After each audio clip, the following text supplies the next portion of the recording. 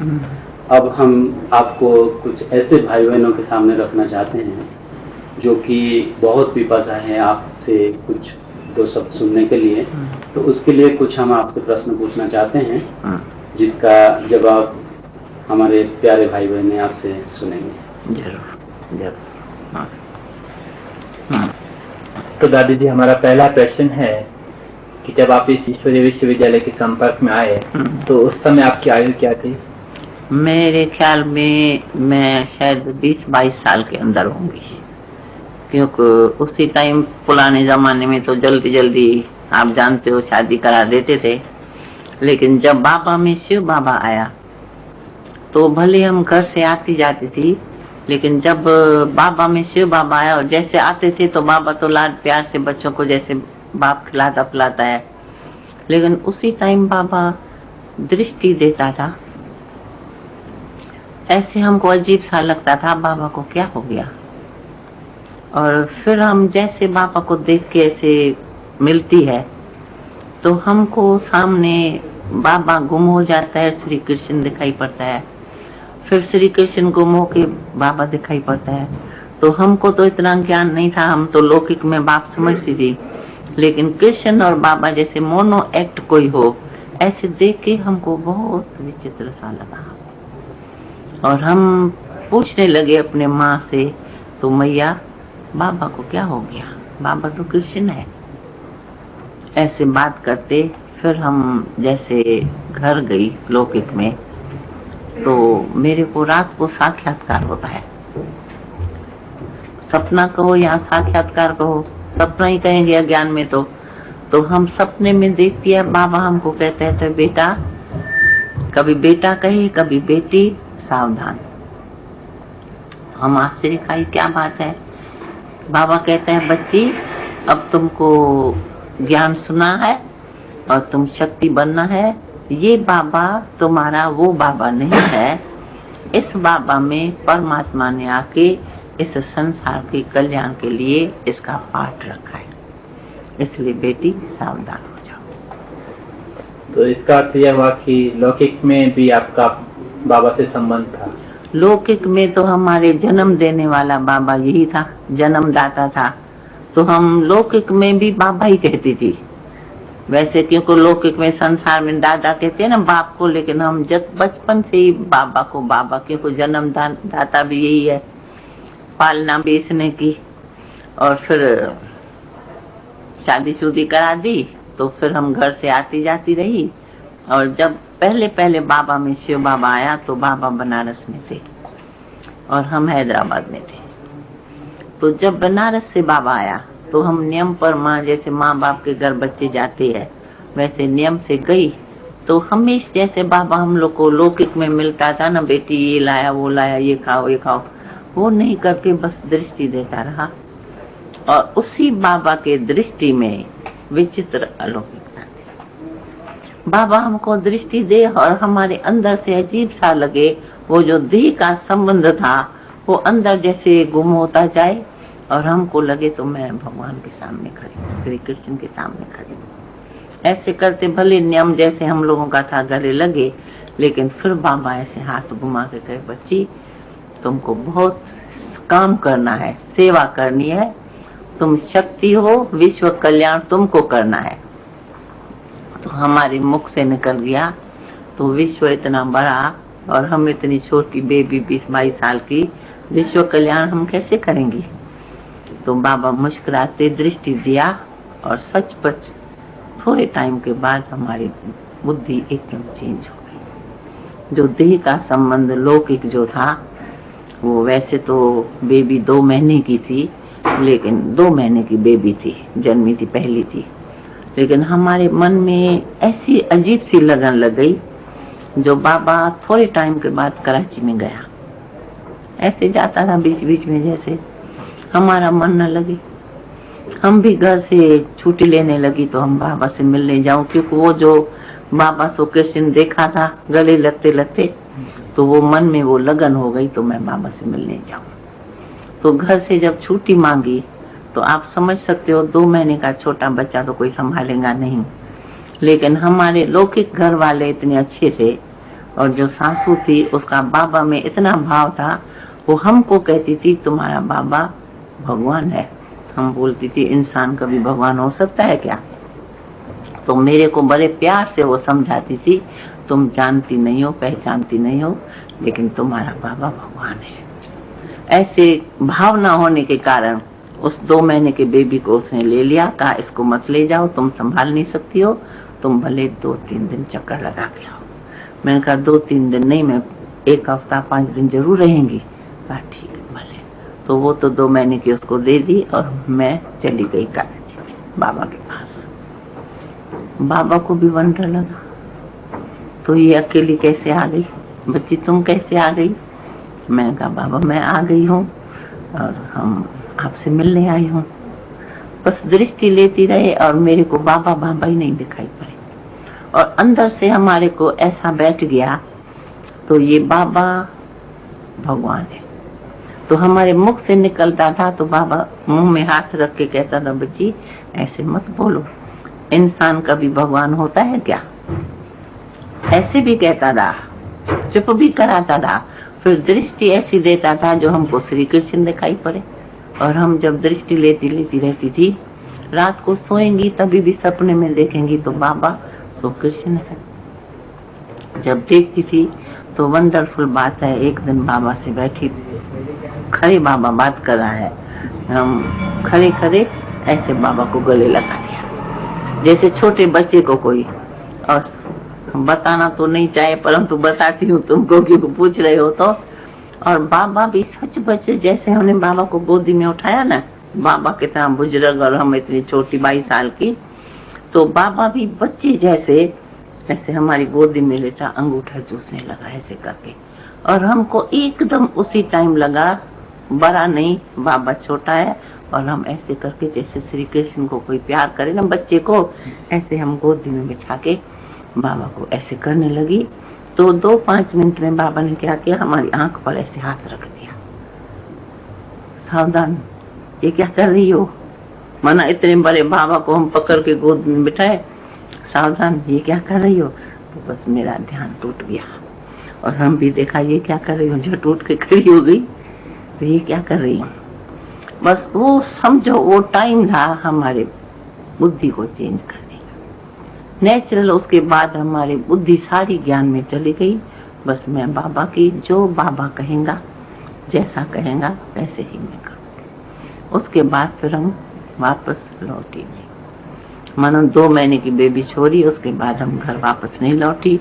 और ड्रामा कहे विचित्र ही, उसी टाइम में पाकिस्तान हिंदुस्तान के भी थोड़े थोड़े झगड़े चालू हो गए।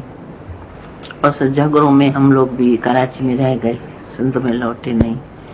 फिर कुछ समय के बाद फिर बाबा मूली जो चलाता था ना, स्त्री भान छोड़ो, देह अभिमान छोड़ो, तुम आत्मा ज्योति शक्तियां हो। तो आपको शायद मालूम होगा, तो हम लोगों की ड्रेस भी चेंज हो गई, वो जो जेवर फेवर ये जो पहनते थे।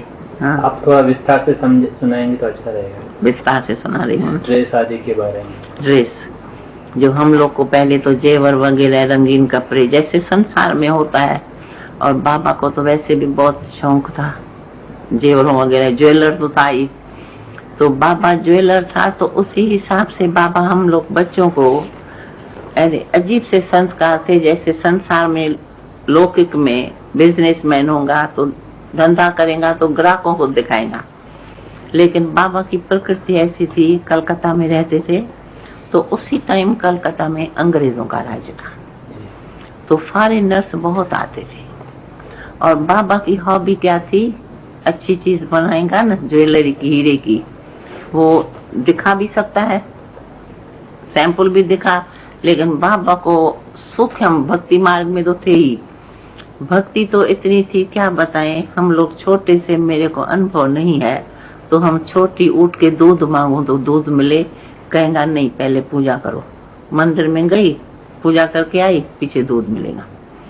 तो मंदिर में जाके हाथ जोड़ के भी पूजा थोड़ी करेंगे, उसके बाद हम लोग को दूध मिलता था। इतना बाबा में भक्ति के संस्कार पक्के थे। स्कूल में देरी होती है, कोई हर्जा नहीं, पूजा करो तब खाना मिलेगा।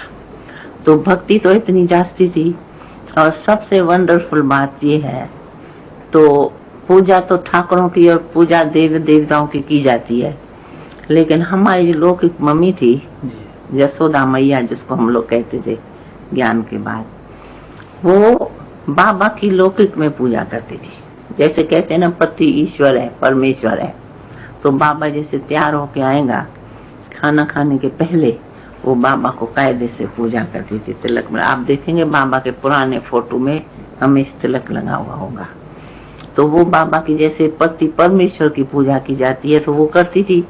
अच्छा, माँ को देखते हैं पूजा करती है तो नेचुरल है, छोटे छोटे बच्चों में भी वो संस्कार होंगे, तो हम सोचते थे शायद हमको भी करनी है। तो बाबा के आगे जाएंगे तो गोद में बैठा देगा कि बेटी तुमको थोड़ी पूजा करनी है, तुम खाओ। फिर हम लोगों को खिला देता था टोली और उठा देता था, और पूजा करके खा पी के अपने धंधे में जाता था। अच्छा, जब बिजनेस में जाएगा तो सूक्ष्म ये शक्तियां है, लड़कियां अच्छे में अच्छी जो चीज ज्वेलरी की बनाएगा वो हम लोगों को पहनाएगा। जब ग्राहक के पास जाता है, समझो क्वीन एलिजाबेथ के पास गया तो सैंपल्स ले जाएगा, वो भी उठाएगा बॉक्स, लेकिन हम लोगों को भी अच्छी अच्छी चीजें पहना के जाएगा। तो जब वो बॉक्स दिखाएगा, ज्वेलरी दिखाएगा, कैटलॉग दिखाएगा, किताब दिखाएगा, वो ऐसे ऐसे ऊपर ऊपर से देख के वो कहते थे, लखीराज बाबू ये तुम्हारी बेबी को जो पड़ा है ना, ये ऐसा डिट्टो हमको बना के देना। तो एक बार बाबा ने एक बक्कल बनाया था, वो बक्कल सूर्य के किरणों जैसी डिजाइन था, और उसके अंदर जब हम पहनेंगे ना तो ट्यून बजेगा। हीरे की चीज है परंतु ट्यून बजेगा। वो हमको पहना के बाबा अंग्रेजों के राज्य में एलिजाबेथ के पास चला। वो उसी टाइम कलकत्ता में आई हुई थी और खरीदारी करने के लिए। तो बाबा ने बहुत ज्वेलरी दिखाई, परंतु वो देखते देखते कुछ कुछ लेती भी गई, और फिर बोलती है तुम्हारी बेबी को जो पड़ा है ना, क्योंकि वो जैसे हमको उठा के गोद में बिठाती है तो ट्यून बजता है, लेकिन हम तो उतार के देंगी नहीं ना, वो हमारी चीज है। तो उसी टाइम बाबा भी नहीं दे सकता है। तो जब पूरा हुआ ना, उससे बातचीत करते तो बोलता है जैसे तुम्हारे बेबी को पड़ा है ना, मेरे को ऐसा चाहिए। बाबा ने कहा ठीक है, वो बन जाएगा। तो बाबा तो सचपच विचित्र बाबा था। जब हम लोग घर गए, हाँ ये वंडरफुल बात है, रात को तो सोएंगे पहन के नहीं सोएंगे, सब ज्वेलरी उतर गई, सब हीरे जवाहरात सिंपल पड़ा रहे पर वो उतार दिया। अच्छा, दूसरे तीसरे दिन जब हम घूमने जा रहे थे फिर भी, तो हमने कहा बाबा हमको वो बाजे वाला बक्कल चाहिए, उसमें ट्यून बजता है तो बच्चे को कनरस होता है, तो बाबा हमको वो बाजे वाला बक्कल चाहिए। बाजे वाला बक्कल, बच्ची कल की पुरानी बासी रोटी खाएंगी? मैंने कहा नहीं तो जब कल की बासी रोटी नहीं खा सकती हो तो बक्कल कैसे पहनेंगी? अब सुनो, रोटी कहाँ आटे की चीज और बक्कल हीरे की चीज, लेकिन हमको डांटे भी नहीं, ये भी नहीं कहे वो बिक्री हो गया, हमारा मन छोटा हो जाएगा। बच्चों को हमेशा खुश रखता था, कभी बच्चे का चेहरा भी छोटा न हो, खुश रखेगा। तो हमको खुश रखने के लिए कहते हैं बच्ची वो तो मॉडल पुराना हो गया, चलो अब तुमको दूसरा नया पहना था, समझा। तो हमको फिर दुकान से अपने गद्दी से दूसरी अच्छी अच्छी चीज पहना देगा, तो बुद्धि से वो निकल गया, भूल गई बात छुट्टी। अच्छा, वो बिक्री हो गया, बाजे वाला बक्कल चला गया एलिजाबेथ के पास। फिर हम लोग दूसरे चेंज करते करते टोटल बाबा की प्रकृति ऐसी विचित्र थी, ऐसी ऐसी चीजें पहनाएगा जो दूसरे तीसरे दिन वो होगी नहीं, सेल हो जाएंगे। और समझो, और कभी कभी बाबा का जो पार्टनर था वो कभी कभी बाबा को कहता था क्या तुम बच्चों को पहना के फिर तुम बिक्री करता है? तो बाबा कहता था, पार्टनर को कहता था देखो सेवक राम, ये शक्तियां हैं, कन्या 100 ब्राह्मण से उत्तम शक्ति है, इसको छू के बेचने से दाम ठीक मिलता है, तुमको क्या पता। तो बेचारा वो चुप होके कहता था फिर मैं भी अपने बच्चियों को पहनाऊं, लेकिन वो पार्टनर था भले, पर तो बिजनेस में अटेंशन नहीं था, सारा बाबा का ही चलता था, और वो हैदराबाद में रहता था। बाबा फैमिली सेट कलकत्ते में, वो पूजा पूजा के टाइम बीच बीच में आएगा और आके जब हम लोगों को देखता था ना ऐसी ऐसी चीजें, तो कहता था देखो इसको जो दिया है ना वो हम अपने बच्चे के लिए पहनाएंगे। तो बाबा हंस के कहता था भले, पर तो ये तो आज पहना है, कल इसके पास होगा ही नहीं, ये तो बिक्री हो जाएगा। तो कभी कभी वो पार्टनर हम लोगों को माना सिखाने के लिए कहता था देखो तुमको ये बाबा उतार देते हैं, तुम दियो मत, ये बाबा तुम्हारा बेच देगा, फिर तुम क्या पहनेंगी। तो हम हंस के कहते थे तो बाबा को थोड़ी ना बोलेंगे, बाबा बेच देगा, फिर बाबा हमको दूसरा नया पहनाएगा, इनसे भी अच्छा पहनाएगा। तो पार्टनर को अंदर से आता था ये बच्चे भी कैसे इसके बुद्धू है, मना इतनी अच्छी चीजें हीरे की फर्स्ट क्लास और पहनते भी दिल से है, और फिर वो उतार के बिक्री भी कर देता है। तो बच्चों को जरा भी नहीं आता है, चिर गुस्सा लगता है तो भाई बाबा ये क्यों करता है। हमको बहुत समझाता था पार्टनर। तो देखो वो हमको कहता था बेटा देखो बाबा को तुम उतारती हो ना, छिपा के रखो, बाबा को उठाने नहीं दियो। हम हंस के कहते थे क्यों, बाबा ले जाएगा तो हमको नया मिलेगा, इसमें क्या हर्ज है। पर तो ऐसा थोड़ी मिलेगा, कभी सिंपल मिलेगा कभी अच्छा मिलेगा, वो तो जैसी चीज होंगी, लेकिन हम लोग को अंदर से कुछ नहीं होता था। अच्छा इसका प्रमाण क्या हुआ, फर्ज करो हम ये कहानी सुना लिया, लेकिन आप लोगों को क्यों ये विश्वास आए तो बराबर ये चीज होंगी। तो हम 1980 में फॉरेन चक्कर पर गई थी टूर पर, मेरे ख्याल में 40 देशों में चक्कर लगाया होगा, सब तरफ गई थी थोड़ा थोड़ा टाइम, 3 महीना चक्कर पर थी। तो जब हम क्वीन एलिजाबेथ के उसमें गई महल देखने, तो वैसे तो पब्लिक को अलाउ नहीं करते, लेकिन उसको उसका मैनेजर वगैरह था, तो उसको वहां के लंदन के किसी भाई बहन ने बता दिया। तो ये जो हमारा स्थापक है बाबा का नाम लेके, तो उसी की ये लड़की है। तो वो उनको मालूम था कलकत्ता में बाबा को जानते हैं, क्वीन बुजुर्ग थी वो जानती थी। तो उसने जाके क्वीन को बताया, क्योंकि मैंने बोला तो हम क्वीन से मिलेंगे, मिलने की इच्छा दिखाई। तो ऐसे तो सबसे मिलती नहीं है, पर उन्होंने जाके उसको बताया। तो उसने कहा तो उसकी लखीराज बाबू की लड़की आई है कलकत्ता की, हाँ उसको अंदर ले आओ। ये क्यों हुआ, क्योंकि जब उन्होंने हमको शोकेस सारा दिखाया ना, घुमाया, तो उस शोकेस में वही बक्कल रखा था ट्यून वाला जो आपने बाबा तो बेच दिया ना, हमको तो बोलेगा मॉडल पुराना हो गया, लेकिन क्वीन एलिजाबेथ के शोकेस में रखा था। तो हमको ये तो पता नहीं था, तो भाई कुछ बोलना नहीं चाहिए, प्राइवेट चीज है। हमने सेक्रेटरी से पूछ लिया, मैनेजर से, तो इसके अंदर ट्यून बजता है ना, फंक हो गया, एकदम फंक हो गया। तो इंडिया से ब्रह्मा कुमारी, कपड़ा तो ये पड़ा है, इसको प्राइवेट चीज का मालूम कैसे पड़ा, इसमें ट्यून बजता है, इसने लॉकर में कैसे देख लिया, कैसे समझा, पता नहीं कौन सी आईडी है। तो वो गई ऊपर रिपोर्ट गई, उसको पता लगा। उसने कहा अच्छा उसको ले आओ, मैं देखूं कौन है।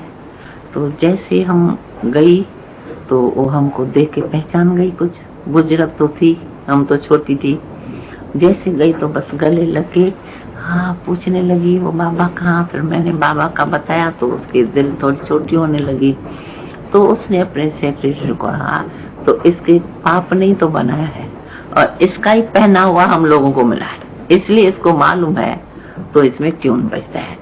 तुमने पहना था, तो मैं हंसने लगी, क्योंकि हमको इतना तो नहीं याद था, देखने से तो नहीं याद आ जाता है। तो मैं हंसने लगी, मैंने कहा हाँ। तो कहती है इसके बाप का स्वभाव ऐसा था स्वीट, जो बच्चों को, ये सैंपल है, मेरे लिए बोलते ये सैंपल है। मैं भी मुस्कुराने लगी, कहा इन्हों को पहना के ले आता था, हम लोग पसंद करते थे, तो तुम्हारा उतार जाता था। तो मैं हंसने लगी। फिर बोलती है तो पहनेगी, मैंने कहा नहीं अब तो हम सन्यासी हो गए। उसको ऐसे करके दिखाया, अब तो हम सन्यासी हो गई। लेकिन बहुत प्यार किया, ये खाओ वो खाओ। फिर हम लोगों ने उसको समझाया, भाइयों ने, तो ये कहीं भी कुछ खाते नहीं है, ऐसे पकड़ के कहती है मैं इसको जाने ही नहीं देंगी। ऐसे इसका मैं जब इसके फादर के पास जाती थी, याद है, वो बिना खिलाए हमको छोड़ेगा नहीं, हम खरीदारी भी करेंगी, हम तो ग्राहक थी। वो ग्राहक है, वो बिजनेसमैन है, फिर भी खिला के भेजे तो हम बिल्कुल इसको जाने नहीं देंगे, तुमको मैं जाने नहीं देंगी। तो मैं मुस्कुराई। फिर किसी ने कह दिया ठीक है और खा तो कुछ नहीं, जूस पिला दो। तो फिर बेचारी ने जूस निकलवा के पिलाई। इस तरह से उससे मुलाकात करके फिर उसी ने बताया तो ये इसका बना, इसलिए इसको मालूम है, डरने की कोई बात नहीं है, ये CID नहीं है। मैंने कहा नहीं CID नहीं है, लेकिन आपको इसलिए देखने आई है तो आपको हम नई दुनिया में ले चलना चाहते हैं। सतयुग में तो राजाओं का राज रहेगा, फिर आपको भी चलना होगा। तो हंसती रही, मुस्कुराती रही, हाँ जरूर चलेंगे। ऐसे मतलब बातचीत करते फिर तो वो थोड़ा टाइम मिलते है, फिर हम वापस आ गए। तो फॉरेन टूर में ये भी एक अनुभव अच्छा रहा। तो दादी आपने बताया कि जब आप बाबा से पहले मिले, हाँ, तो बाबा में आपको श्री कृष्ण दिखाई देता। हाँ। फिर यह आपको कब निश्चय हुआ कि बाबा में शिव बाबा की प्रवेशता है? हाँ, ये फिर ऐसा हुआ, जो ज्ञान के बाद ना हम लोग कश्मीर गए थे जी। और बाबा की प्रकृति ऐसी थी, भले शादीशुदा लड़कियां भी होंगी, तभी बाबा जब हर साल पहाड़ पर घूमने जाता था, हर साल, कभी शिमला, कभी कहाँ, सब जगह साल। तो हम जब शिमला में गए थे, बाबा के साथ शिमला गए, तो शिमला में क्या हुआ, घूमते फिरते तो है, खेलते खाते रहते हैं। तो एक दिन क्या हुआ, हम समझो ऐसे जैसे खाना पीना पिकनिक होती है ना, बैठे हैं बगीचे में, और बाबा समझो वहां से जल्दी जल्दी आ रहा है, और आ रहा है बाबा साकार में जी। अच्छा, उसी टाइम थोड़ी ज्ञान की चटक हमको भी थी, क्योंकि कश्मीर में गए शिमला तो ज्ञान में थोड़ा चटक में थे। हम दूर से देख रही है श्री कृष्ण आ रहा है, तो हम आंख में ऐसे ऐसे करने लगे, ये क्या हो रहा है, सपना है, बैठी हूँ तो ये कैसे हुआ। और बाबा जैसे अंदर आया तो हम आगे नजदीक आ गया, तो हम बड़ी ऐसे करके देखने लगी। तो बाबा बोलते हैं बच्ची क्या देखती हो। मैंने कहा तो पता नहीं बाबा, बाबा को देखती हूँ, आ तो आप रहे हो, लेकिन हमको श्री कृष्ण दिखाई पड़ता है। तो बाबा क्या किया, बैठ के हमारी गोद में आ गया, और गोद में आके अंगूठा चूसने लगा, अंगूठा ऐसे चूसने लगा। तो तुम समझ सकते हो, एक तो पहले ही हम दूर से देखती हूँ श्री कृष्ण आ रहा है, और फिर यहाँ लेट के जो अंगूठा चूसा इतना बड़ा बाबा, तो हमको जैसे छोटा लगे, और हम बाबा को ऐसे करें, प्यार करें। फिर बाबा बोलता है तो किसके साथ मिल रही हो। तो एक सेकंड समझो हम सोची तो है तो बाबा, परंतु इसे अंगूठा चूस रहा है तो श्री कृष्ण है। तो मैंने कहा तो बाबा बाबा बाबा है, बाबा को बाप को बेटी गोदी में बिठाती है। तो मैं ऐसे चलती फिर बाबा को उठाने लगी, तो बाप को कैसे गोदी में बिठाऊंगी, उठाने लगी। तो जैसे उठाऊं तो फिर बाबा मेरे को छोटा कृष्ण दिखाई पड़े। उसी टाइम हमारे बुद्धि में जैसे बैठ गया तो बाबा सो श्री कृष्ण है। उसी टाइम तो ब्रह्मा शब्द नहीं था ना, बाबा सो श्री कृष्ण है। तो हम बोलते थे कृष्ण से, इंसान कभी भगवान होता है। फिर भी हम चुप रहे, इंसान भगवान कैसे होगा। लेकिन हम जो देख रही है, फिर इतने में सब तो फैमिली थी ना सारी, तो हमने माँ को कहा तो देखो मैया ये क्या हो रहा है पता नहीं। तो वो बोलती है तो देखो तुम सियानी हो, बाबा अब तुम्हारा वो बाबा नहीं है, क्योंकि वो तो बाबा को पहले से ही श्री कृष्ण समझती थी, उसको साक्षात्कार पहले हुआ था। तो वो मेरे को कहती है बेटी तुम बाबा बाबा नहीं है, ये बाबा तुम्हारा वो बाबा नहीं है, अब इसमें भगवान आता है तब तुमको कृष्ण का रूप दिखाई पड़ता है। तो मैंने कहा तो मैया इंसान भगवान कैसे बनेगा। उसने बोला ना इसमें भगवान आता है इसलिए तुमको श्री कृष्ण दिखाई पड़ता है। तो मैंने कहा मैया इंसान कैसे भगवान होगा। तो कहती है भगवान होगा या नहीं होगा वो बात छोड़ो, लेकिन इसमें अभी भगवान आता है, इसलिए तुमको श्री कृष्ण दिखाई पड़ता है। तो हमारी बुद्धि में वो बैठ गया। तो ठीक है, जब देखो उसकी युगल पत्नी कहे पति को भगवान, वो तो कोई बड़ी बात नहीं है, लेकिन हमको कहे उसमें भगवान आता है तो तुमको कृष्ण दिखाई पड़ता है। और सबसे वंडरफुल बात ये थी, तो जब बाबा कभी कभी ऐसे श्री कृष्ण का रूप दिखाई पड़ता है तो वो पत्नी है ना उसकी, हम लोगों के सामने उठा के बाबा को गोद में बिठा के ऐसे मक्खन खिला देती है, ऐसे मक्खन जैसे छोटे बच्चे को खिलाए। तो नेचुरल है ना, हम लोगों के ऊपर वो पड़ेगा ना, तो देखो माँ ऐसे करती है, उसको छोटा देती है, और बाबा भी ऐसे बैठ के ऐसे ऐसे अंगूठा चूसने लग जाता था। बाबा का रूप वाइब्रेशन एकदम चेंज हो जाता था। तो हम लोग को ऐसे लगता था जैसे ये बाबा बाबा नहीं है, श्री कृष्ण है। फिर जब ठीक हो जाएगा तो बाबा दिखाई पड़ेगा, तो क्या हुआ, साक्षात्कार ही कहेंगे। तो फिर तब से हम लोग बोलते थे बाबा सो कृष्ण है। पीछे जब ये स्थापना हो, फिर हम लोगों के मुख से ज्ञान निकले। अब हम थी तो 22 साल की, लेकिन जो हमको मिले ना कहीं घूमने फिरने, हम उसको ज्ञान सुनाने लगे। तो एक बार तो कोई घूमने गए थे, तो एक सेठियों का, बड़े बड़े व्यापारियों का झुंड जा रहा था। तो बाबा कहता था जाओ जाओ बच्ची जाओ, ये सेठ लोग हैं सब, इसको जाके समझा के आओ। तो हम तो छोटे, उसी टाइम में हम लोग तो 20-22 साल का क्या होता है, हम दौड़ के गए, उनको जाके पूछा आप कौन हो। तो जो कोई नाम बताए तो हम उसको बोले तो नहीं नहीं, ये तो आपके शरीर का नाम है, मैं तो आपका नाम पूछती हूँ। तो वो लोग ऐसे कहे ये छोटी सी लड़की क्या पूछ रही है, वही मेरा नाम है। उसी ग्रुप में हमारी संदेशी बहन है ना, उसका बाप रिजुमल, वो भी बड़ा व्यापारी था, कोलंबे में रहता था। ये वंडरफुल बात है, उसी ग्रुप में वो था। तो जब हम उसको बोले ना, तो नहीं आप तो आत्मा हो, ज्योति स्वरूप हो, ऐसे देखते रहे। फिर हम उन को बस संदेश देके, मंत्र देके हम फिर भाग गई बाबा के पास।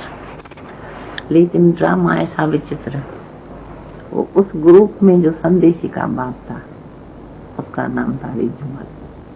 तब वो ज्ञान में कोई नहीं था।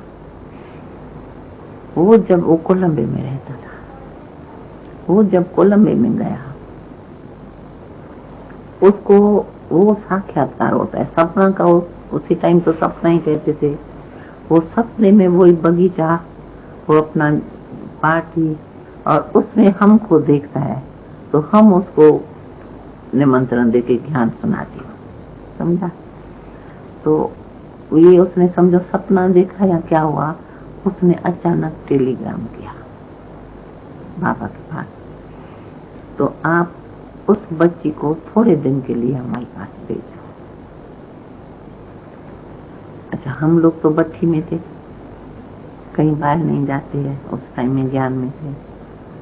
लेकिन उसने जब टेलीग्राम किया तो बाबा सोच में पड़ गया। हमको बोला बच्ची तुम्हारे लिए टेलीग्राम आया है और तुमको वो बुला रहा है। हम तो जानती पहचानती नहीं है, हम तो सेठियों के झुंड में निमंत्रण दे दिया, बच्ची जाओ। तो हमारा दिल थोड़ा छोटा मोटा होने लगा, तो हम कैसे जाएंगे बाबा को छोड़ के। तो बाबा कहता था बच्ची तुम्हारे जाने से सेवा होगी, पता है उसका भाग्य खुल जाए। ये बहुत वंडरफुल बात हुई। हमको बाबा ने कोलंबे भेजा। पहली बार समझो हम बत्ती से निकलती है बाहर। अच्छा, कोलंबे में जब गई तो उसने तो बगीचे में घूमते हमको दूसरे तरह से देखा था, लेकिन कोलंबे में हम गई तो ड्रेस साड़ी फाड़ी पहन के गई, उसी टाइम फ्रॉक था। जब गई तो जब वो लेने आता है हमको, तो आश्चर्य से देखता है ये कैसे आ गई। तो हमको अंदर से आता है तुमने टेलीग्राम करके हमको बुलाया है, और पूछता है ये कैसे आ गई। तो उसकी फैमिली उसके साथ थी, युगल थी और वही संदेशी और थी उसकी बच्चियां। तो उन्होंने उसको, उसका लड़का भी था, उसने कहा तो आपने ही तो टेलीग्राम कराया था, उसके लड़के को मालूम था, आपने तो टेलीग्राम कराया था इसको बुलाने के लिए दादा के पास, तो टेलीग्राम से तो ये आई है, आप क्या पूछ रहे हो, ये कैसे आ गई। अच्छा, फिर उसी टाइम भी ये बात कर रही है और उसी टाइम भी उसको हमारा कुछ स्वरूप दिखाई पड़ता है। बीच में ब्रेक जर्नी करूं?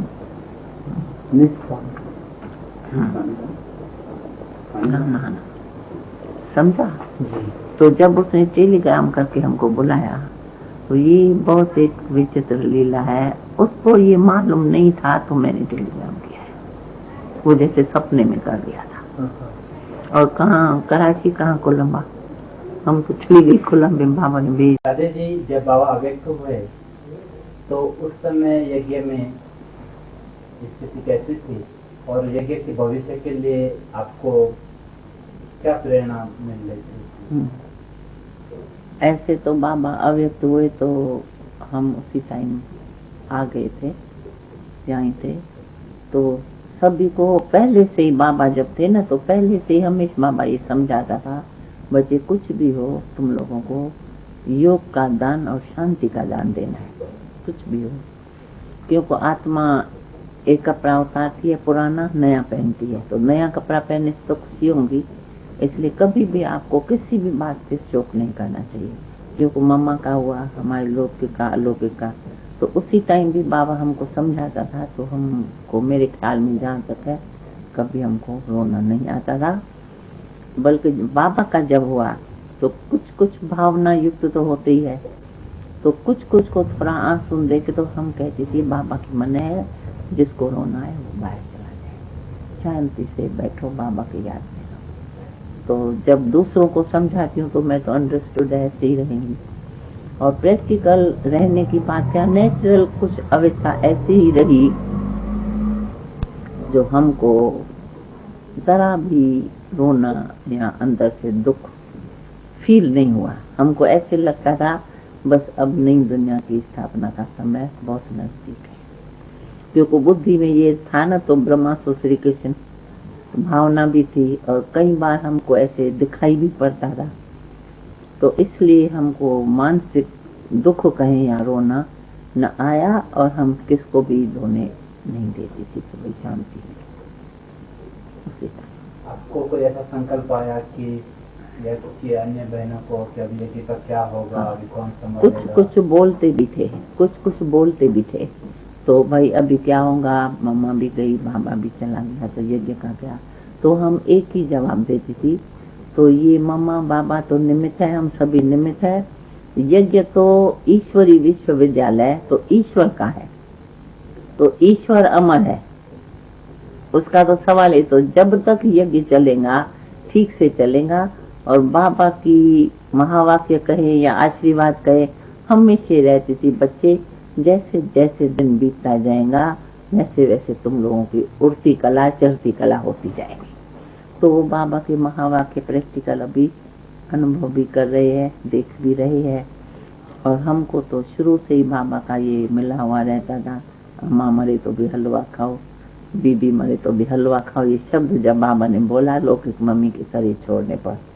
और मम्मा ने भी शरीर छोड़ा तभी भी बाबा ऐसे, इसी कारण से हमको बाबा के महावाक्य हमेशा कान में रहते थे, तो कभी मेरे ख्याल में हमको दुख या रोना नहीं आया। दादी जी, जब भाव विश्वकिशोर ने शरीर छोड़ा और मामा ने भी शरीर छोड़ा, तो उस समय बाबा की स्वयं की स्वरूप क्या थे, और यज्ञ में भी जो भाई बहन नजदीक रहने वाले थे उनका भी क्या स्वरूप? बस ऐसा था, जो बाबा खुद ही जब वो टाइम होता था ना, मुरली ऐसी चलाता था, तो बच्चे कुछ भी हो, नई दुनिया आने वाली है, ये एडवांस पार्टी जाती है, एडवांस पार्टी है, कभी भी किसी को रोना धोना नहीं है, जो रोएगा तो फेल हो जाएगा, इसलिए रोने की बात ही नहीं है, ज्ञान तो हम सबको था ही था, और जब हमारे लौकिक मम्मी ने शरीर छोड़ा तो बाबा ने महावाक्य बोले, अम्मा मरे तो भी हलवा खाओ, बीबी मरे, तो उस टाइम से समझो हमको कभी भी किसी के मृत्यु पर रोना या नहीं, हम समझते थे बस नई दुनिया की तैयारी के लिए एडवांस पार्टी जा रही। इसलिए दुख की बात ही नहीं है। और प्रैक्टिकल इस ज्ञान में जब हमको ये ज्ञान है तो आत्मा अमर है और मैं आत्मा हूँ। तो जैसे ड्रेस चेंज करते हैं वैसे शरीर की ड्रेस चेंज हुई, रोने का सवाल ही नहीं उठता है। रोना माना फेल होना, तो फेल तो होना ही नहीं, पास। हमने सुना है कि आप मम्मा के बहुत ही करीब रहे हैं और अनसंग रहे हैं, यहाँ तक कि मम्मा के साथ ही रहे। मम्मा के साथ ही तो आप ये हमें सुनाइए कि मम्मा की क्या विशेष विशेषताएं थी, कुछ अनोखी विशेषताएं जो औरों में सहज रूप में देखने को नहीं मिली, तो ऐसी विशेषताएं। हाँ, हम मम्मा के साथ ही रहते थे। जैसे तो ऐसा था जो मम्मा की प्रकृति गंभीर बहुत थी, शांत गंभीर। भले मूली चलाएंगी, सारी ड्यूटी डिपार्टमेंट मम्मा के ऊपर थी, जवाबदारी थी। लेकिन हमने कभी ऐसा अनुभव नहीं किया, समझो कोई बात नहीं, जैसे बेगर लाइफ आई तो एक होता है ना भाई खाने के लिए नहीं है तो चिंता थोड़ी हो। लेकिन मम्मा का स्वभाव ऐसा रहा, हमेशा मुस्कुराती रहेंगी, कुछ भी हो जाएगा। कोई का शरीर छोड़ता है, खबर आई बाहर से आई इधर से आई, मम्मा ने शरीर छोड़ा, कभी भी ऐसी रहेंगी जैसे मम्मा का कोई कनेक्शन ही नहीं है, मुस्कुराती रहेंगी। और गंभीरता बहुत थी, कुछ भी मम्मा को सुना दियो तो ऐसे हमको कभी फिक्र नहीं रहेगा तो पता नहीं मम्मा कुछ बाबा को रिपोर्ट करे या मम्मा किसको सुना ले या मम्मा नाराज हो जाए। नाराजगी क्या होती है हमने कभी मम्मा से अनुभव नहीं किया। और मम्मा के पास हम बिल्कुल साथ ही रहते, जैसे दीदी के साथ मोहिनी दादी के साथ रहती है। और संतरू रहती थी बाबा के पास, मैं रहती थी मम्मा के पास। तो साथ ही साथ रात दिन रहे। तो मम्मा की नेचुरल प्रकृति गंभीर, योग युक्त, साइलेंस, बहुत सचमुच मम्मा ही थी। इसलिए बाबा ने उसका नाम रख दिया था ओम राधे। बाबा मम्मा को ओम राधे कहता था, क्योंकि राधे नाम था। और पीछे हम छोटे छोटे थे ना, तो उसी टाइम मम्मा के प्यार से बाबा हमको पहले कहता था। उसके पास मैं रहती हूँ तो कहता था ये तुम्हारी माँ है, क्योंकि माँ को छोड़ा तो दूसरी माँ चाहिए। तो फिर हमने ही मम्मा को पहले मम्मा कहा और फिर सब भी मम्मा कहने लगे। ताकि बाबा भी कई बार कहता था मम्मा कैसे ऐसे कर। मम्मा की आयु तो बहुत कम थी, औरों की भेंट में भी बहुत कम थी, परंतु फिर भी मम्मा कैसे बने? मम्मा की गुण, मम्मा की गंभीरता और हर कार्य मम्मा का ऐसा रहता था जैसे समझ बाबा जैसे कहे ना तो गुप्त योगी कोई हो। भले देखने में बिल्कुल सिंपल आती थी, लेकिन मम्मा में गुण इतने थे, मैं नहीं समझती हूँ हम लोगों ने जिंदगी में कभी मम्मा का मूड ऑफ देखा या गुस्सा कुछ भी हो जाता था तो हमेशा मम्मा के चेहरे पर मुस्कुराहट रही। और मम्मा गंभीर थी ना, तो बाबा शुरू से पहले ओम राधे बोलता था। पीछे जब देखा तो ये सारा ड्यूटी डिपार्टमेंट चक्कर लगा के घूमती देखती रहती है, तो फिर बाबा के मुख से निकला। और मैं रहती थी तो मेरे को बोलता था, बच्ची नष्टो मोहा, ये तुम्हारी मम्मी है, ये तुम्हारी माँ है। तो हम लौकिक माँ को यशोदा मैया कहती थी नाम से, और इसको मम्मा कहती। और मैं रही उसके साथ जाती, तो नेचुरल है जो साथ रहेगा वो प्रकृति भी ऐसी हो जाएंगी ना। तो जब बाबा समझो कभी कभी कोई हमसे पूछ भी लेते थे तो बाबा तुम्हारा बाबा है, तुमको नहीं ऐसे मोह पड़ता है भाई, दूसरे सब बाबा के पास ऐसे फ्री रहते हैं, हम कहते थे नहीं। जब संन्यास किया तो फिर बाबा एक दिन हंसी में किसी ने हमको कहा, तो बाबा तो दूसरों को ऐसे करते हैं, तुमको तो ड्यूटी देता है, ये करो तो वो करो, ड्राइवरी करो वो करो। हम कहती थी अच्छा है, अगर ऐसा न होता हमारे में निर्माणता कहाँ से आएंगे, नहीं तो मेरे को सूक्ष्म अब मान पाएंगे मैं बाबा की लड़की हूँ। अभी तो हम समझते आप सभी बाबा के बच्चे हो, पहले आप पीछे हम। तो ये एक प्रकृति जैसे छोटा है ना, हस्ती कुटी में चल जाता। कुछ प्रैक्टिकल में ऐसी घटना बीती हो जो भूलता ना हो मम्मा के साथ, हाँ। ऐसी बातें नहीं, हमारे को ऐसा बीती हो भुला नहीं सकूं, ऐसी कोई विशेषता की आधार से। तो कई बातें ऐसी होती है जो भुलाया भी नहीं जाता है और जीवन में उतरता है। नहीं, वो ऐसा था जैसे समझो हम लोगों की बेघर लाइफ आई, हाँ, तो बाबा है, हम मम्मा के साथ रही, तो मम्मा के साथ रहने से तो नेचुरल सब काम करना पड़ता है। और हमने कभी कुछ भी बाल भी कभी अपने हाथ से नहीं बनाया होगा लौकिक में, वो आया ही रहती थी, वो संभालती थी। लेकिन मम्मा के साथ रहने से जब ये सब हुआ तो ऐसे हल्के हल्के से प्यार से बोलते थे, फिर तुम क्या करेंगी? तो बाबा कभी हंसी में कह देता, इस बच्ची को तो कुछ आता ही नहीं है, ये क्या करेंगी, ये थोड़ी भंडारा संभालेंगी। तो मैं कह देती हाँ। तो वो हिस्ट्री सुनाऊंगा आप टोपे वाली। तो एक बार क्या हुआ, जब हमने तो कभी किया नहीं ना लाइफ में, लेकिन जब ये लाइफ हम लोगों की चेंज हुई तो सब कुछ करना पड़ा और ड्यूटी भी देनी पड़ती। भाई आज खाना तुमको बनाना है, उसको बनाना है, सब काम है, सफाई, खाना पीना, मतलब बाबा के मुख से निकलता था ऑलराउंडर बनना है। तो बच्चे तुमको सब सीखना है। अच्छा, हमको भले कुछ नहीं जानते हुए भी जब हम अंदर चली जाए, समझो हमारा टर्न है भंडारे का, तो हम खाना जरूर देख देख के बनाएंगी। और जो भंडारे की डिपार्टमेंट उसको बोलेंगी हमको हम घुमाती है, पतली छोटी सी थोड़ी इतनी ताकतें, तो 300 आदमी का खाना बनेगा तो क्या होगा। फिर भी हम उठा के 2 हाथ से ऐसे से घुमाने लग जाते थे। तो भाई खाना तो बनाना ही है, ड्यूटी करनी है।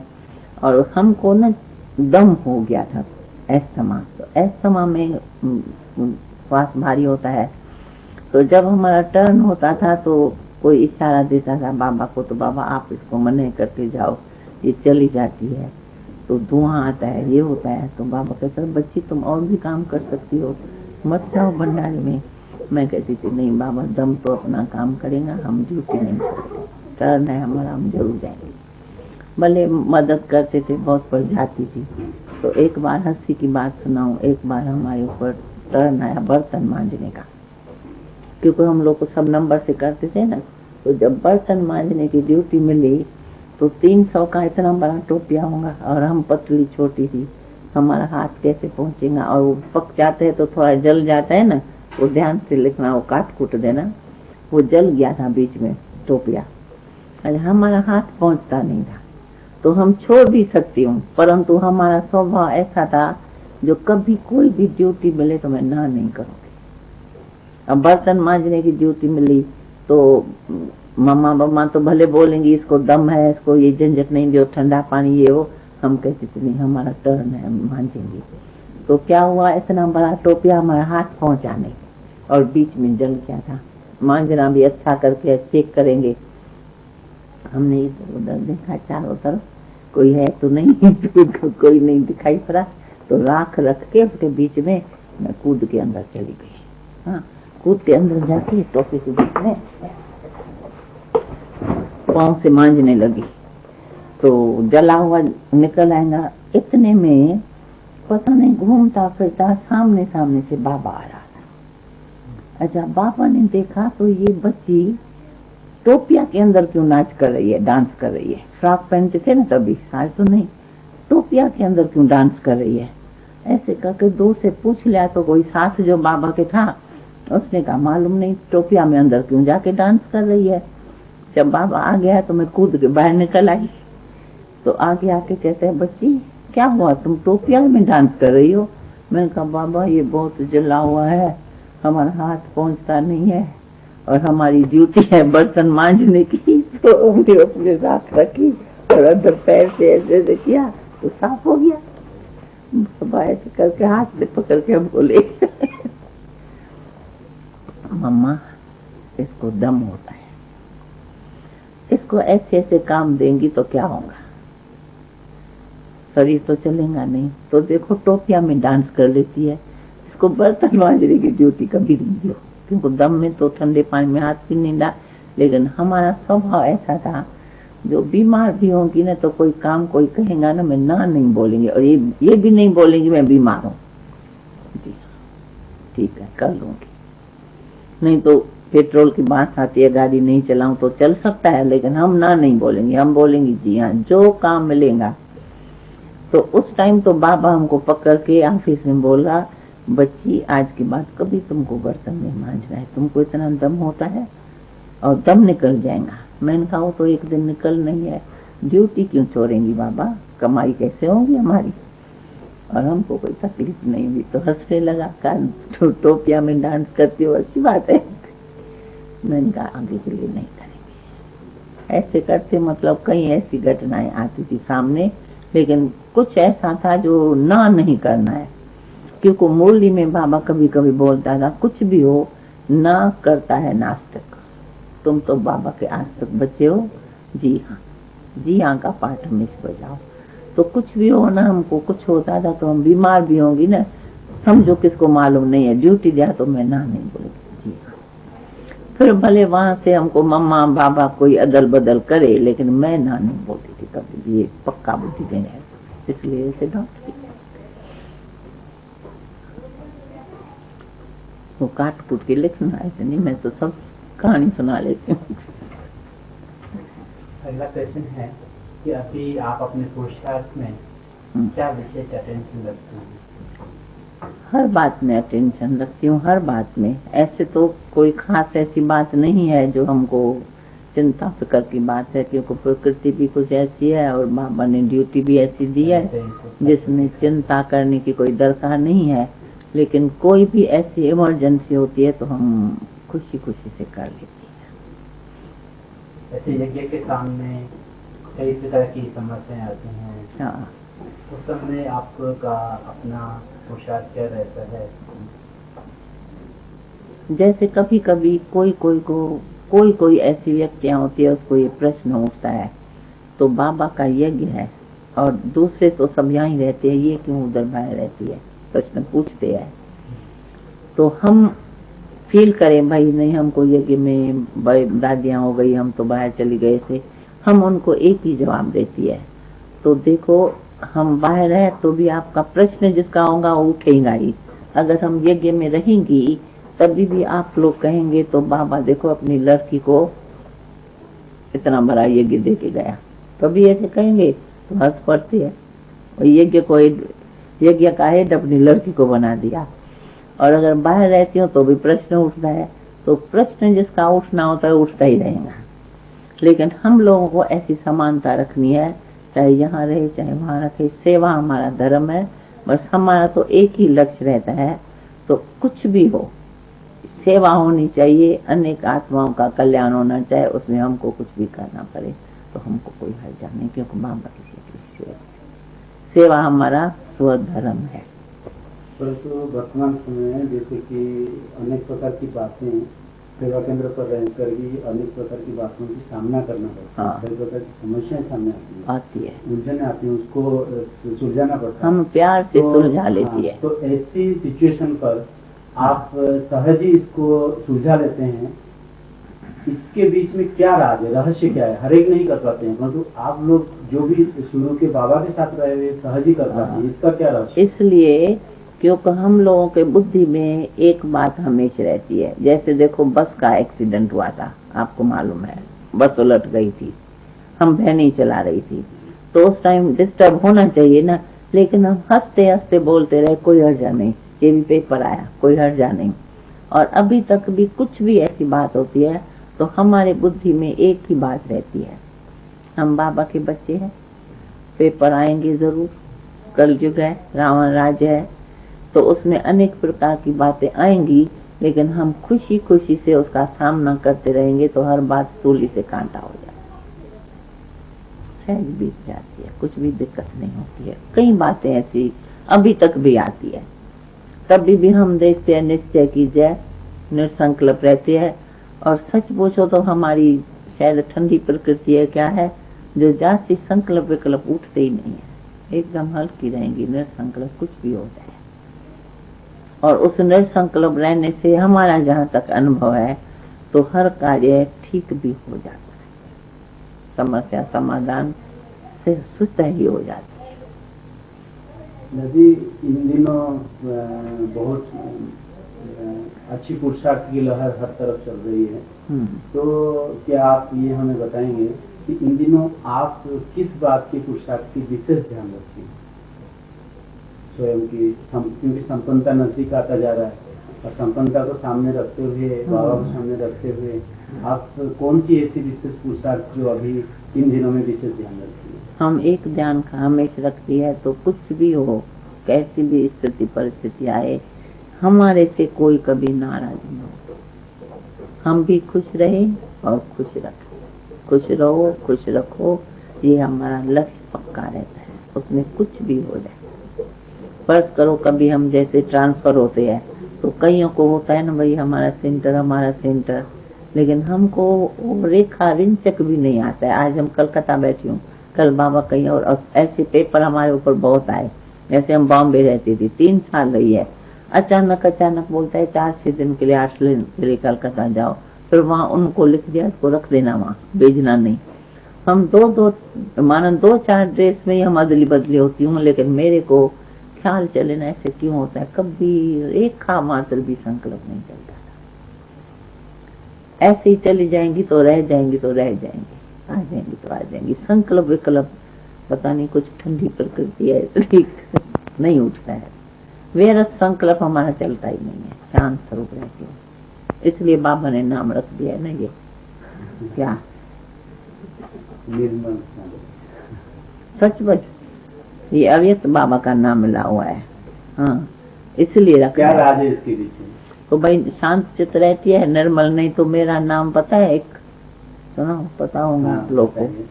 एक बार हम समुद्र के किनारे घूमने गए थे कराची में। तो क्या हुआ, हम बताया होगा शायद, ये समुद्र के किनारे खड़े थे तो बहुत समुद्र की लहरें चल रही थी। अच्छा, लहरें चल रही थी, इतना जोर से समुद्र था। तो हम ऐसे देखते नहीं रहते, तो कोई एक बहन थी, वो ध्यान में चली गई।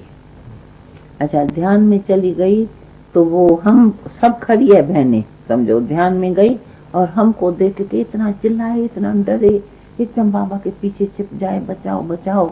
बाबा ने कहा, बच्ची क्या बात है, क्या बात हो गई? तो हमको देखी और ऐसे छिप जाए। क्या हुआ? कहते, बाबा इसके ना आंख से इतनी जोर से आग लग रही है, निकल रही है, सारा समुद्र सूख रहा है, इसके आंखों से जोर से आग निकल रही है, समुद्र सूख रहा है, ऐसे करेंगी तो हम भी चल जाएंगी, प्रलय हो रही है, प्रलय। ऐसे हिलती बाबा के पीछे छिप गए, प्रलय हो रही है, प्रलय। तो बाबा ने क्या किया, घूम के हमारी आंखें बंद करके कहते हैं, प्रलय काल बंद हो जाओ, प्रलय हो रही है, प्रलय, तुम प्रलय चलेगी, आंख बंद करो। ऐसे करके आंख बंद करके मैं बाबा के पीछे घुमा दिया। तब वो शांति से ऐसे देखने लगी। तो उसी दिन मेरा नाम ही बाबा ने प्रलय रख दिया। अरे आए सेंटर पे, यान मम्मा प्रलय कहाँ गई प्रलय कहाँ गई? तो हम हंस पड़ती थी, हंस के आती थी। कितना दिन तक बाबा मेरे को ऐसे बुलाता था, प्रलय। फिर जब अव्यक्त बाबा आए ना, भाई सबके नाम बदली हो गए, तब भी बाबा ने हमारा नाम रख दिया, ये निर्मल शांत स्वरूप है, इसका प्रलय नाम क्यों रख दिया है? तो के विनाश करने वाली है, ये विनाश करती है। तो बाबा ने ऐसे हंसी में रख दिया। कितने दिन हमको ऐसे ही बुलाते थे। पीछे फिर अव्यक्त बाबा ने जब सबका वो लिस्ट लेके, सबका नाम लेके, तब बाबा ने कहा, ये तो निर्मल शांत स्वरूप है, इसका नाम ऐसा क्यों रखा है, बदली कर दिया। पार्वती। तो जब ज्ञान में आई तो बोलते थे शंकर की पार्वती आई है। तो फिर वो नाम बदली करके बाबा लाड से, बाबा पार्वती कम बोलता था, लाड से पालू। वो सिंध में आम मिलते थे, पाली आम। तो बाबा प्यार करके कहते थे, ये पाली आम मिठो, खाओ इस आम को, भरना नहीं है, मैं तुमको ऐसी में सुना रही। पूछो ही नहीं, नाम बहुत मिले। इसलिए निर्मल शांता फाइनल पीछे हो गया, जब वही चलता है सेवा में।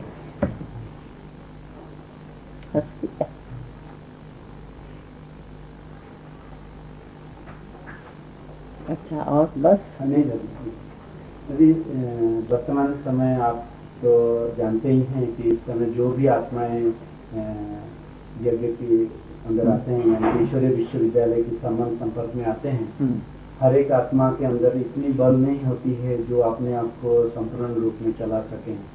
तो वर्तमान समय को सामने रखते हुए ऐसी भारी कलयुग के अंदर, और आप लोग जो शुरू के निकले हुए हैं उनके अंदर इतनी शक्ति स्वरूप है, उनके से आत्माएं नहीं है, फिर भी ऐसी आत्माओं को कायम रखने के लिए और बाबा के बनाए रखने के लिए आप क्या उनके पीछे किस प्रकार से बल भरने की कोशिश करते हैं, प्रयत्न करते हैं? समझाते रहते हैं, पुरुषार्थ कराते हैं, क्योंकि कईयों को कब कब ऐसी बात आती है बुद्धि में, तो कब का बाबा कहता था विनाश आएगा, अभी तक आया नहीं है, क्या ये सच्ची बात है क्या? तो उनको हम तो ऐसे ही समझाती है। तो देखो बाबा ने भले कहा विनाश आएगा या कुछ भी हो, विनाश हो या न हो, तुम्हारे जीवन में जो अशांति और दुख सुख आता है, हम ऐसे समझते तो हम लोगों का धर्म है अपने को सदा सुखी रखना। तो तुम्हारे पास कभी कोई मरेगा जिएगा, कुछ आपस में लड़ेंगे, कुछ भी भाव स्वभाव से भी कई प्रकार का मूड ऑफ हो जाता है। तो हम तो हंसी में कह देते मूड ऑफ करना माना माथे का हो दूर गया, खाली हो गया, राइट नहीं है। हमने कुछ भी आगे समस्या परिस्थिति आए ना, तो अवस्था अपनी एक रख सकते। ये तो होगा, संसार है, उसमें तो नीचाई ऊंचाई सब कुछ होगा, दोस्ती दुश्मनी होगी, कोई मरेगा कोई जिएगा। जन्मे तो सुखी रहो, हंसो खुशो, महफिल करो पिकनिक, और मरे तो रो। जब तक मरेगा नहीं तब तक जन्मेगा कहाँ से? ये शरीर छूटेगा तब तो हमको दूसरा शरीर मिलेगा ना। तो इसलिए मैं ऐसे हमेशा समझती हूँ, शुरू से जब से ज्ञान में आई हूँ, तो कुछ भी हो बुद्धि में ये रखें। तो शरीर इसने छोड़ा तो हम रोने से कोई फायदा नहीं है। वो छोटा बच्चा बन के अनेक आत्माएं उसको खिलाएंगी पिलाएंगी, प्यार से रखेंगी। तो ये समझो ड्रेस चेंज हो गई ना, ड्रेस चेंज करने में पुरानी उतारो नहीं पहनो तो रोएगा, खुश होगा ना। तुम्हारा पुराना कपड़ा लेके हम तुमको नया पहनना है, ड्रेस दे दे, पुराना बोले छोड़ दो, गरीबों को देंगे, तो तुम रोएगा, खुशी होगी। ये मानस चोला है। लौकिक में भी संसार में भी कहते हैं मानस चोला है। तो चोला है, पुराना हो जाएगा, इसका डिपार्टमेंट ड्यूटी पूरी हो जाएगी, जरूर चेंज होगा। तो इसी ये ज्ञान ध्यान में रखने से ही, देखो मम्मी ने शरीर छोड़ा, मेरे को आंख नहीं आया, होने नहीं दिया। मम्मा को तो मैंने समझो, मम्मा मेरे को साथ ही रखती थी, हमेशा साथ रहती थी। तभी भी उसी टाइम जब मम्मा ने शरीर छोड़ा तो मेरे को आंखों से तो पानी छोड़ो, मन में भी हमको दुख दर्द नहीं होता है, क्योंकि हमको उसी टाइम ये ज्ञान ध्यान में रहता है। तो ठीक है, नया जन्म भविष्य बन रहा है, नई दुनिया की स्थापना के लिए कोई तो चाहिए ना। अच्छा, बाबा लौकिक बाबा है, अलौकिक है, हर प्रकार से समझो हमको कुछ भी फील हो सकता है। लेकिन मेरे को एक ही ज्ञान ध्यान में रहता था, बाबा ने जो हमको ये ट्रेनिंग दिया, बच्ची आत्मा अमर है, एक पुराना कपड़ा उतार के नया पहनती है। अच्छा, ब्रह्मा तो श्री कृष्ण को बनना ही है, तो ड्रेस चेंज करेगा तब कृष्ण बनेगा। तो मैं क्यों न समझूं, तो बाबा तो श्री कृष्ण के आ गया चोला पहन के, हम रोएंगे तो क्या होगा? और रोने से कोई लाभ है? हमको याद है किसी ने हमको उसी टाइम टोका भी था, तुमको रोना नहीं आता है, दुख नहीं होता है, आखिर तुम्हारे जन्म देने वाले हैं। मैंने कहा रोने से अगर परमात्मा इस आत्मा को वापस भेजे और फिर मेरी वो पालना हो तो मैं खूब रो के दिखाऊंगी, लेकिन हो गया तो हो गया, रोने से कोई लाभ नहीं। इसलिए शांति, बाबा कहते हैं शांति का दान दो, और शांति हमारे बाबा का हमको वरदान है। इसलिए मेरा नाम ही रख दिया है निर्मल शांता। निर्मल भी रहो, झगड़ा झगड़ी नहीं करो, गुस्सा गुस्सा नहीं करो, ब्रेन ठंडा रखो और शांत रहो। तो जैसा नाम वैसा काम करना है। इसलिए मैं समझती हूँ मेरे को रोने धोने का, गुस्सा गुस्सा का अनुभव नहीं है। हम प्रैक्टिकल आपको बताएं, एक बार म्यूजियम में वहाँ कोई दूध चला के बाहर चला गया, तो गैस में दूध उबल गया और दूध बहने लगा और हमको महक आने लगी। हम ऑफिस से उठ के जल्दी गई देखने, तो एकदम दूध बह रहा था। और तब तक वो बेचारी जो रख के गई ना, वो दौड़ दौड़ के डर से आई, तो दीदी अंदर भंडारे में घुसी है, गुस्सा करेंगी। तो जैसे वो अंदर आई, दीदी सारी भूल हो गई। मैंने कहा सारी नहीं, दूध की नंदियां की रिहर्सल हो रही है, फिक्र की कोई बात नहीं। रिहर्सल तो होंगी ना, दूध की नंदियां सतयुग में बहेंगी, वो रिहर्सल हो रही है। तो हंस के मैंने जब उसको कह दिया ना, तो बेचारी का मन शांत हो गया। नहीं तो गुस्सा करो ना भाई, दूध बह गया और जमीन तक आ गया जैसे। मैंने कहा कोई हर्जा नहीं है, रियल है दूध की नदियाँ, लेकिन आगे के लिए ध्यान रखना ताकि गफलत में भी न रहे। भाई दीदी खुश होती है दूध की नदियाँ रोज हमारा दूध बहाती रहे गफलती भी नहीं रहे और डरे भी नहीं। फायदा क्या गुस्सा करने से? गुस्सा से कोई फायदा है? कुछ नहीं। इसलिए गुस्सा बाबा ने सिखाया नहीं, मोह ममता सिखाया नहीं, लोभ लालच सिखाई। एक ड्रेस पहननी है चाहे 50 हो चाहे 2, इसलिए इस झंझटों में जाती नहीं। वर्तमान समय में ग्रामीण परिवार से आप क्या उम्मीदें रखती हैं? वो क्या पुरुषार्थ करें? हाँ, ये पुरुषार्थ जरूर करे। जैसे बाबा हमेशा कहता है, तो हर स्थान पर, हर सेंटर में, हर ब्राह्मणों में सबसे पहले यूनिटी और स्नेह होना चाहिए। तेरा मेरा यू कभी होना नहीं चाहिए। और गुस्सा तो छोड़ो, मैं तो कहती हूँ मुंह डाफी ब्राह्मणों की नहीं होनी चाहिए। कभी कभी होता है ना, कोई बात नीचे ऊपर हो तो जोश चढ़ जाता है, जोर से बोलते हैं। हम समझते हैं तो बाबा ने हम लोगों को निमित्त बनाया है नई दुनिया की स्थापना के लिए। तो हर बात में ऐसे कहावत भी है, तो संस्कार इस जन्म में जो होंगे वो भविष्य में आएगा। संस्कारों के हिसाब से ही तो जन्म मिलेगा ना। हमने दान पुण्य किया, अच्छे घर में जन्म लेंगे। हमारा स्वभाव अच्छा है तो अच्छे स्वाभाविक घर में जन्म लेंगी। और हमारा क्रोधी स्वभाव होगा तो घर भी ऐसा मिलेगा जहाँ जन्म से ही मार पड़ेगी। तो मार न खाई है जन्म से, कभी बाबा ने हम लोगों को कान भी नहीं पकड़ा होगा। न माँ बाप की मार खाई है और न कभी आदत है जो थोड़ा होश जोश पे गुस्सा करती हूँ। कभी किसको पता होगा ये हमारे साथ रहती है, करती हूँ कभी गुस्सा नहीं। बताती हूँ ना, कोई गलतियां तो होती है बहनों से, लेकिन हम ऐसे ढंग से समझाएंगे, देखो ये क्या हो गया, अरे दूध की नदी बह गई, या समझो कोई ऐसा कपड़ा गलती से कोई फाड़ देगा तो कोई हर्जा नहीं है, पुराना है ना का यार नया मिलेगा तुमको, कोई बात चिंता मत करो। क्योंकि हमको ये बुद्धि में हमेशा ज्ञान रहता है छोटेपन से, तो इस सब बातों से अपने ही मन में अशांति होती है। हम समझो तुमको डांट दिया तो तुम्हारे तो कान ने सुन लिया, लेकिन मन तो मेरा खराब होगा, ब्रेन तो मेरा गर्म होगा। तो हम ऐसा काम करूं ही क्यों, अपने को दुख दूं पीछे तुम्हारे को तो देरी से मिलेगा ना, यहाँ से दूर से जब तक आवाज आए तुम्हारे पास, भाई पहले तो मेरे को होगा। तो हम ऐसा काम करें ही क्यों, जब हम परमात्मा की संतान है, आत्मा है, भगवान के बच्चे।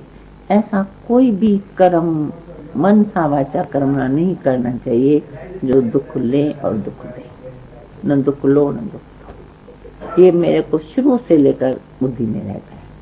अब कुछ हो और कह नहीं सकती हूँ, लेकिन मेरा जहाँ तक अनुभव है तो मैं नहीं समझती हूँ कभी मेरे से कोई नाराज भी होता। आप औरों से भी यही अपेक्षा चाहती हूँ ऐसे होना चाहिए और समझाती भी हूँ। कभी कोई कुछ नीचे ऊपर जोर से भी बोलते हैं ना, मैं ध्यान रखती हूँ। तो अपना ब्राह्मण परिवार लौकिक हो चाहे अलौकिक हो, साइलेंट से रहना चाहिए, स्वीट रहना चाहिए। ऐसे बाबा का बीज पड़ा हुआ है, फल तो वही निकलेगा ना, जैसा बीज वैसा फल चाहिए ना। और हम लोगों को कभी अनुभव नहीं है ना, बाबा ने कभी कुछ भी बताती हूँ ना, हीरे गिरा देते थे, कभी भी बाबा डांटता नहीं था, कभी मार खाई नहीं है भाई, कान कभी पकड़ाया नहीं है। तो जो बाप ने नहीं किया वो हम बेटा कहाँ से करें। इसलिए तो देखो बाबा चुन चुन के हमको ही उठा लिया ना। वर्तमान तपस्या वर्ष के दौरान जो ईश्वरीय परिवार के अंदर परिवार की उन्नति के लिए आपने क्या प्लान सोचा है तपस्या वर्ष? हाँ, यही सोचती हूँ। तो जितना हो सके, चाहे सेंटरों में रहे, चाहे एक बात हमेशा रहती है, समझो हम कभी बाहर जाते हैं, समझो आते हैं तो रास्ते में बातें करते करते जाते हैं, तो उससे वाइब्रेशन दूसरा रहता है। हम ऐसे समझते, समझो यहाँ से हम घर तक जाती हूँ, कहीं भी साइलेंस में जाने से लोगों पर प्रभाव रहता है, क्योंकि चेहरा साइलेंस हसमुख होगा, लोगों में भावना रहेंगी।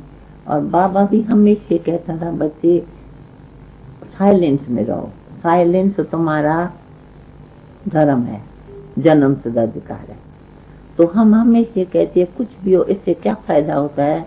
तो जहाँ भी हम जिस सेंटरों में रही, बहुत सेंटरों में रही हूँ, कम नहीं है। देखो फॉरेन भी गई तो कम से कम मेरे ख्याल में 40 देशों में गई होंगी, 40 जगह पर। लेकिन सब जगह जब भाषा तो जानती नहीं हूँ, परंतु जब भाषण करती थी ना तो उन लोगों को ये रहता था, तो इसके चेहरे से साइलेंस का वाइब्रेशन आता है, चेहरे से, क्योंकि हमारी प्रकृति कुछ ऐसी रहती है। और मन से भी हम हमेशा कहती हूँ, कोई भी हो, कभी हमारे बुद्धि में ये नहीं आता है तो भाई ये दोस्त है या दुश्मन है, ये ऐसा है वो ऐसा है। भाव स्वभाव किसका कभी देखती नहीं हूँ, बुद्धि में रखती नहीं हूँ, कान से सुनना पसंद नहीं करती। हमेशा समझती हूँ दैवी परिवार है, चाहे कुछ भी हो, कैसा हो, प्यार से समझाओ। समझो कोई आपस में भी कुछ हो तो हम हमेशा सोचेंगे तो उसको प्यार से समझा पाएगा। अरे बाबा ने हमको, और हमको सबसे बड़ी खुशी, कोई पूछता है ना तुमको कितने भाई है, हम कहते गिनती बताए नहीं, गिनती नहीं कर सकते। और सच बताऊं, हमारे मन से कोई भी सेंटर हो, कहाँ का भी हो, मेरे मन से कभी ये नहीं निकलता है ये तो पंजाब है, इसमें अपना क्या जाता है, संकल्प भी नहीं उठेगा। पंजाब भी हमारी है, यूपी भी हमारी है, तो सारी दुनिया हमारी है। अरे बाबा एक है ना, सभी बाबा के बच्चे तो हमारे भाई हुए ना। इसी कारण से क्या होता है, तेरा मेरा ये वो, हमको कभी ये तेरा सेंटर है ये मेरा, हमको संकल्प भी नहीं आएगा। सभी हम अपने समझते हैं। और कभी कोई हमको आधी रात को भी कहेगा दीदी आओ फलाना काम करना है, आप चलिए आइए, निमंत्रण नहीं मांगूंगी, चलिए खुशी से सेवा करते हैं हर प्रकार। क्योंकि हम समझते हैं बाबा तो सबका एक है ना, हमारा अलग तुम्हारा अलग तो है नहीं। एक बाप के बच्चे तो कितनी बड़ी फैमिली, बताती नहीं हो, कोई पूछता है कितने भाई, हम लोग गिनती नहीं बताते। तो बेहद की बात चाहिए, तो बेहद के बात चाहिए, खुशी भी बेहद भी चाहिए ना, निसंकल्प रहने का कुछ जाती प्रकृति है। धन्यवाद। धन्यवाद, थैंक यू। अच्छा, ओम शांति।